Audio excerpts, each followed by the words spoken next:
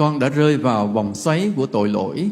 Sự kiêu mạn đã phá tan từ đạo tâm, công danh, tiền bạc của con.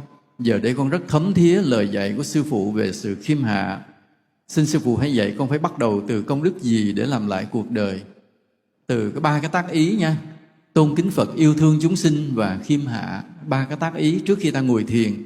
Thấm nhuần ba cái tâm lý đó, rồi sau đó ta bắt đầu tu tập, bắt đầu làm những điều phúc. Rồi có cái căn bản mình không khởi tâm tầm bậy như vậy.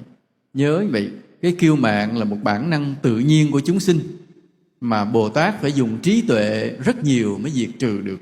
Mà tới cái bài Bát Nhã Ba La Mật á, lần sau đó ta nghe bài Bát Nhã Ba La Mật, ta mới thấy là Bồ Tát phải vất vả mà diệt trừ cái kiêu mạn như thế nào. Thì ta là phàm phu chắc chắn ta sẽ bị, nhưng mà người nào may mắn có được chánh pháp sớm thì ta ngăn chặn được ngay từ đầu, cuộc đời mình đỡ vấp ngã, đỡ tan vỡ hơn.